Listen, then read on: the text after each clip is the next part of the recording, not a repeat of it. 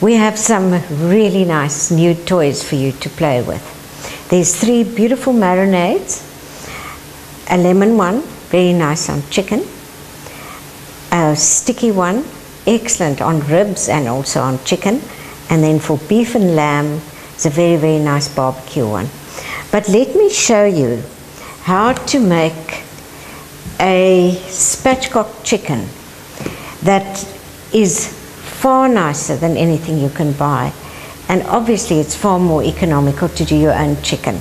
Buy a nice big fat chicken. It's uneconomical to buy a chicken that is too small, and I'm using my little trusted little scalpel, we call it, and just cut through the backbone on this side and then through the backbone. And then what you do is squash the carcass flat and open, and then push with all your weight to sort of break the breastbone so that the bird remains nice and flat. I always like to cut off the very end bits of the wing tips. There you are. And now, in order to get the marinade to really penetrate that bird, we are slashing into the thighs and into the breast. Come, darling. Before you put the marinade on, just very lightly give the bird just a little seasoning, not too much, because there is salt in the marinade, but not excessively so. When the chicken is in the bag, we put about a cupful of the marinade in there, and then, very important, just rub the marinade so that you coat every square centimeter. The more air you get out of that bag, the more the marinade is going to penetrate into the meat. So squeeze as much air out as you can, but you know the best method is still to, it's the reverse of blowing up balloons for a children's party. You just seal the bag, and then in the final little corner, put a straw, and now you must just suck out the air out of the bag. Right, now once you've sucked all the air out, just pull it out quickly and seal the bag. Now this baby can now go and sit in the fridge overnight if you like, or otherwise, if you don't have a lot of time, at least 1 hour at room temperature. Then the marinade will penetrate very, very nicely. Now, we've got a bird here that has been sitting in the marinade now since yesterday. You can see how nice and tight it is.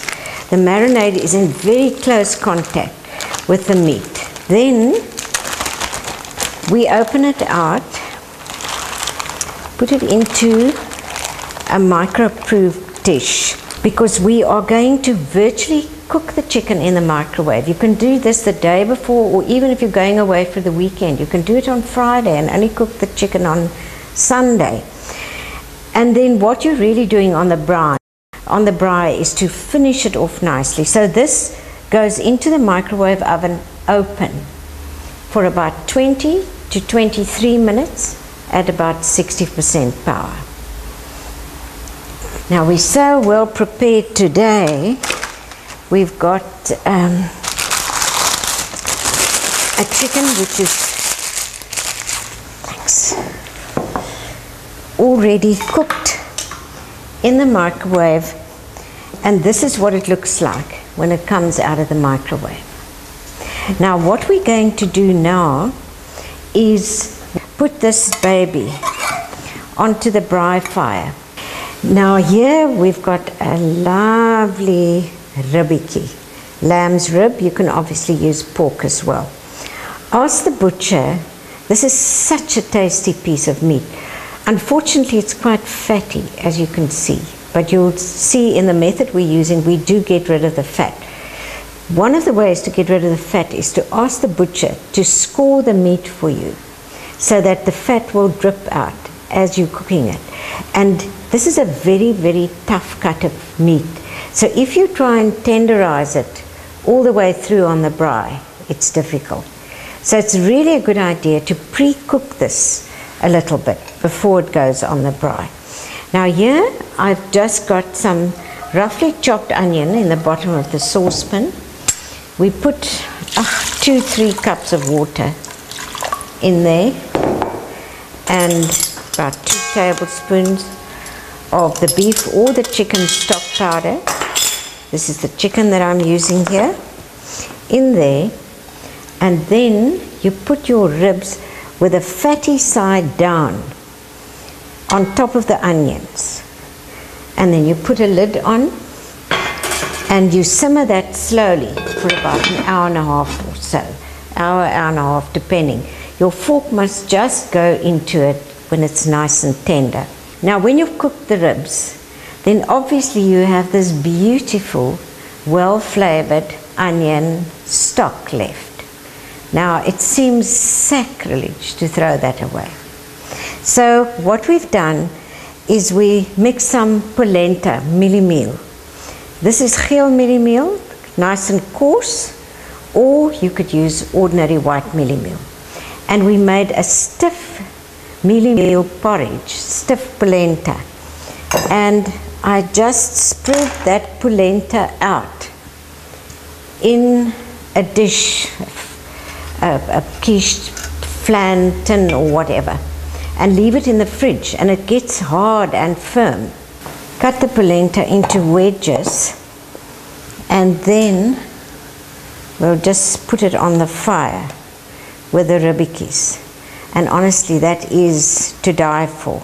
The only thing is, in aid of good health and all that stuff, just take a double layer of kitchen paper, just this kind of absorbent paper, and put it on top of that water before you put the polenta in, and it'll soak up the oil. So you don't actually now go and eat all the oil that you've just boiled out. So the ribs are done, play.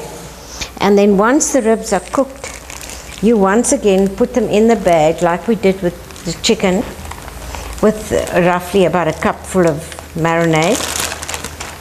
And this comes out.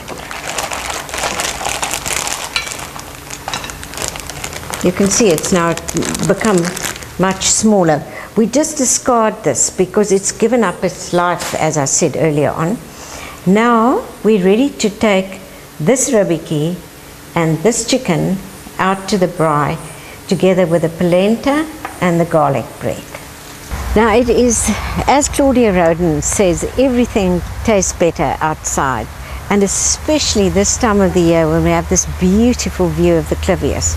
Now we put our chickie and the ribs on the braai, and you can see we're doing it the easy way with a gas braai. Obviously the manna sal hulle eie kolle maak. Now I've checked just now, and the underneath side is perfect. So we give it a good basting. Yeah, this looks good. Consistency is nice and thick, so you get a good coating over the chicken.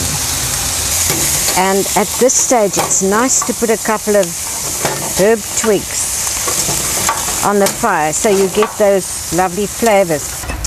Okay, this chicken is done,